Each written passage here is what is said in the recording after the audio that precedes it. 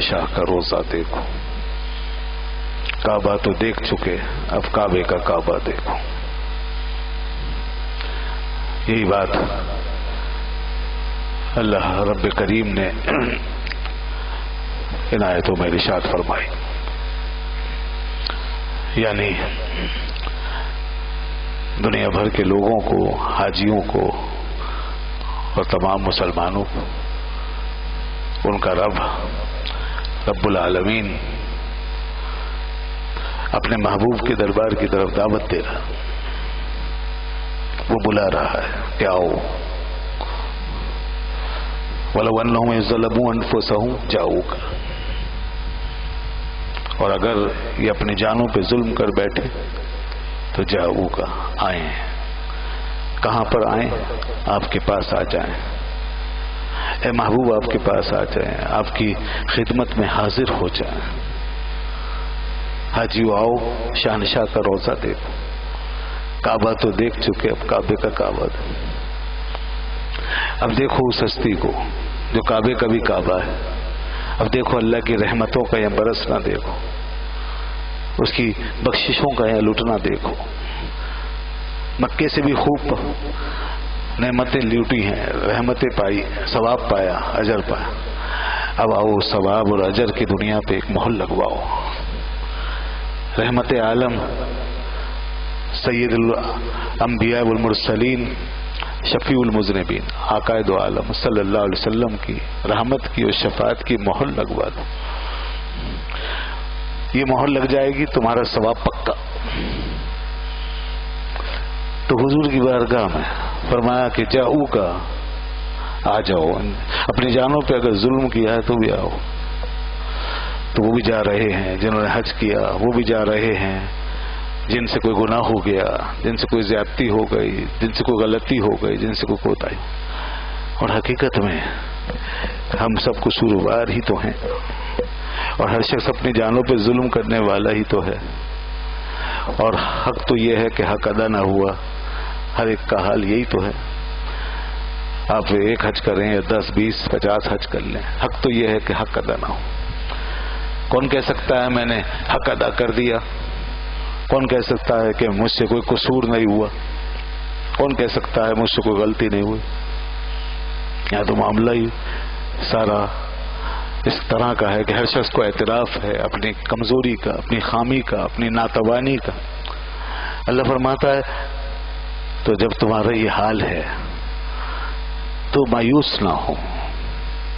جاؤ کا، میرے محبوب کی بارگاہ میں آ جاؤ. اور جو تم سے کوتاہی کمی رہ گئی، خامیاں ہیں، کمزوریاں ہیں، اور جو تمہیں خطرہ ہے اور خوف ہے، آؤ اسے ان کی شفاعت کی مہر لگوا کے دور کر لو. شریعت کے سارے تقاضے پورے کرنے کے بعد بھی انسان کو ڈر ہے کہیں ایسا نہ ہو کہ میں رد ہو جاؤں. پورے دین پہ عمل کرنے کے بعد بھی خوف ہے کہ کہیں ایسا نہ ہو کہ میں مسترد ہو جاؤں، ٹھکرا دیا جاؤں. فرمایا جاؤ کا، جب اپنی جانوں پہ ظلم کر بیٹھے ہیں وہ آ جائیں، تیرے حضور میں آ جائیں. فاستغفر اللہ،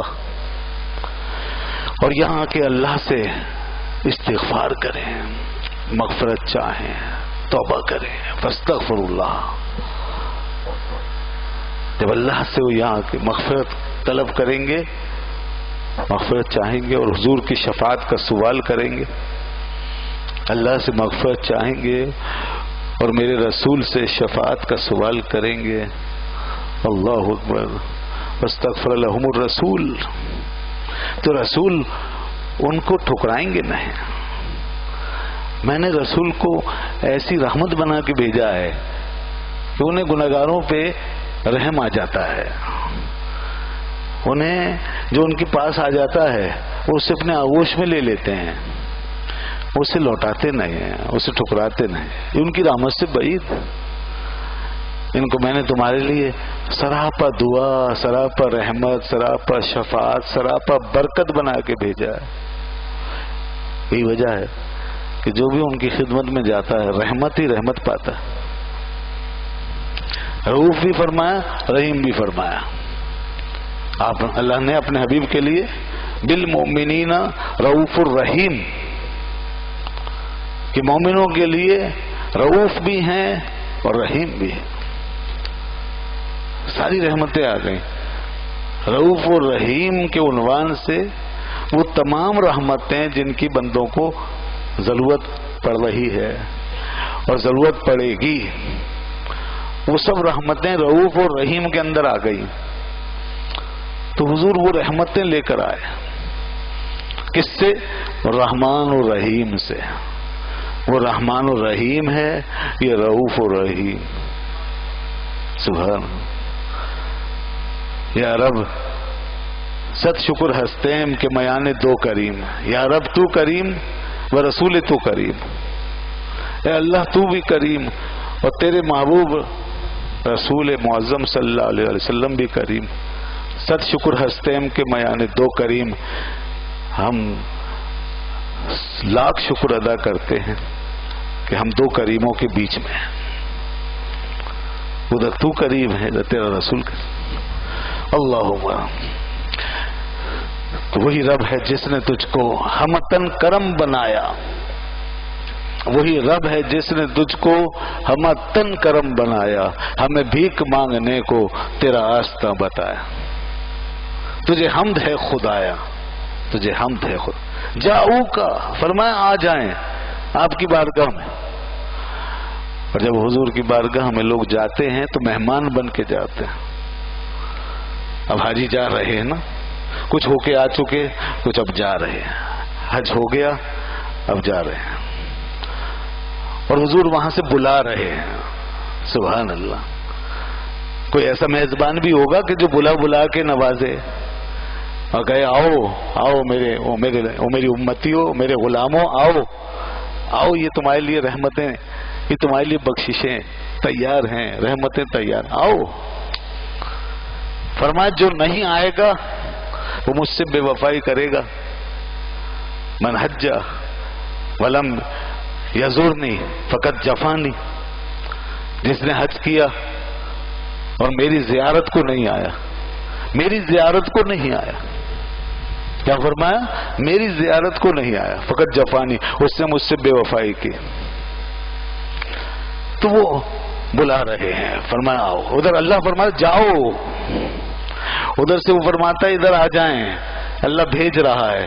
اور ادھر وہ در کریم پکار پکار کے ہم گناہگاروں کو بلا رہا ہے کہ آؤ اے میرے امتیوں، آؤ، میں ہوں نا تمہارے لیے. سبحان اللہ.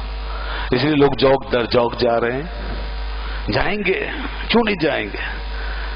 دنیا کا قبلہ و کعبہ اللہ نے اس ذات کو بنا دیا ہے.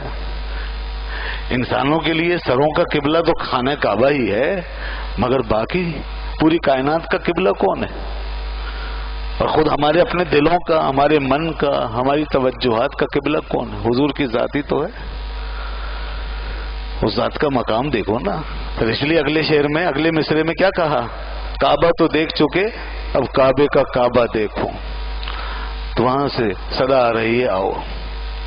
اس لیے رسول اللہ صلی اللہ علیہ وسلم نے فرمایا کہ جس نے حج کیا اور پھر میری زیارت کی، من حج وزار قبری بعد وفاتی کان کما زارنی فی حیاتی. من زار قبری بعد وفاتی کان کمن زارنی فی حیاتی. فرمایا جس نے میری وفات کے بعد میری قبر کی زیارت کی، یہ نہ سمجھے کہ اس نے میری قبر کی زیارت کی، وہ مجھ سے دور رہا، اس کے میرے درمیان کوئی فاصلہ تھا، نہیں. فرمایا گویا کہ اس نے میری حیات میں میری زیارت کی ہے. اس نے میری زندگی، میری حیات میں میری زیارت کی ہے. اللہ اکبر. اور فرمایا جس نے میری زیارت کی میری وفات کے بعد، ولم تؤملہ الا زیارتی، جو میری قبر پہ آیا حج کرنے کے بعد، ولم تؤملہ الا زیارتی، اور اس نے صرف اور صرف میری زیارت کی وجہ سے ہی یہ سفر کیا. اسے کوئی اور چیز نہیں لائی بلکہ صرف میری زیارت لائی. میری زیارت لائی، میری بارگاہ کی حاضری اسے کشا کشاں لے کر آئی، تو فرمایا حقاً علیہ ان اکون علیہ شفیعا یوم القیامت، فرمایا حقاً علیہ ان اکون علیہ شفیعا یوم القیامت، تو قیامت کے دن اب یہ حق ہے مجھ پر، اس کا یہ حق ہے کہ میں قیامت کے دن اس کا شفیع بن جاؤں گا۔ یعنی اگر کوئی صرف میری زیارت کے لیے آیا اور کسی نیت سے نہیں، صرف میری جان، اس لیے علماء نے کہا ان حدیث سے یہ پتہ چلتا ہے کہ جب مدینہ طیبہ کی حاضری ہو تو صرف حضور کی زیارت کی نیت کرو،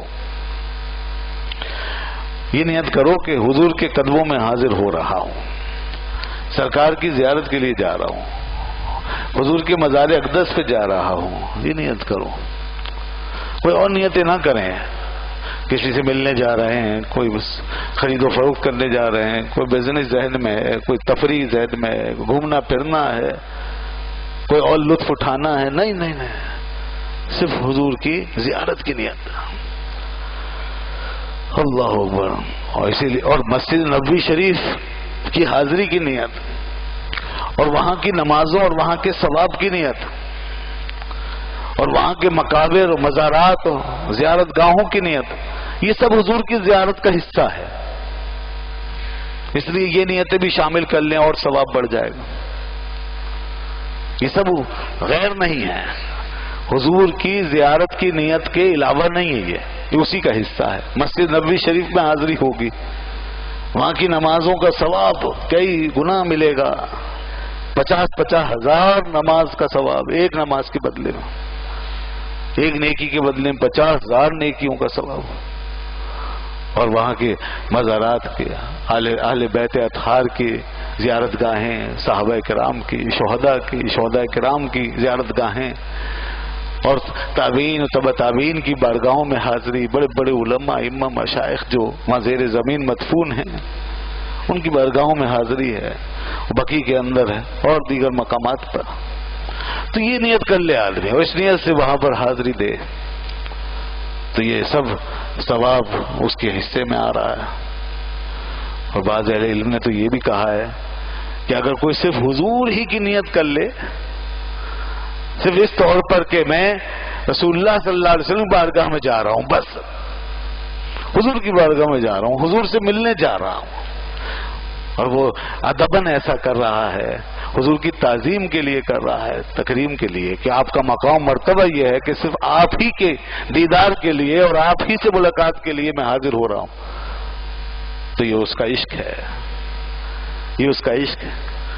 اور حدیث کے ظاہری الفاظ کے مطابق ہے لم تُعْمِلْهُ إِلَّا لِزِيَارَتِي، فرمایا اسے کوئی اور چیز نہ لائی ہو، صرف میری ملاقات ہی لائی ہو، جو چیز ہے وہ صرف میری ملاقات ہے، تو اگر کوئی یہی سوچ لے تو یہ بھی ایک نیت ہے۔ اللہ اکبر۔ تو لوگ عام طور پر جب حج پہ جاتے ہیں تو پھر جوک در جوک اپنے محبوب کے شہر کو دیکھنے جاتے، حج سے فارغ ہو کے دیوانہ وار ان کی خدمت میں حاضری دیتے، کوئی 400 ساڑھے 400 کلومیٹر کا سفر طے کر کے مدینہ طیبہ کی حاضری دیتے ہیں۔ یہ سلسلہ شروع سے اب تک چل رہا ہے۔ اور بعض لوگ ایسے بھی ہوئے کہ جو صرف مدینہ پاک کی زیارت کے قصد سے الگ سے جاتے ہیں، ایسے بھی ہوئے کہ حج کر کے آ گئے تو پھر انہوں نے یہ مناسب نہیں سمجھا کیا وہ ایک ہی سفر میں ضمناً حضور کی بارگاہ میں حاضری دی جائے، ضمناً، یہ ضمناً ہو گیا نا کہ سفر تو حج کے لیے ہوا تو ضمناً وہاں گئے، تو انہوں نے اپنی کیفیت ان کی یہ تھی کہ نہیں، اللہ کے محبوب کی شان یہ ہے کہ ہم گھر سے چلیں، صرف حضور کی زیارت کے لیے چلیں، حضور کی بارگاہ میں حاضری کے لیے چلیں، اور کچھ نہ نیت نہ ہو۔ ایسے بھی کہ وہ آ گئے اور پھر صرف مدینہ پاک کی حاضری کے لیے حضور کی بارگاہ میں پہنچے، ایسے سے بھی لوگ، تو یہ سب محبت و عشق کی باتیں ہیں۔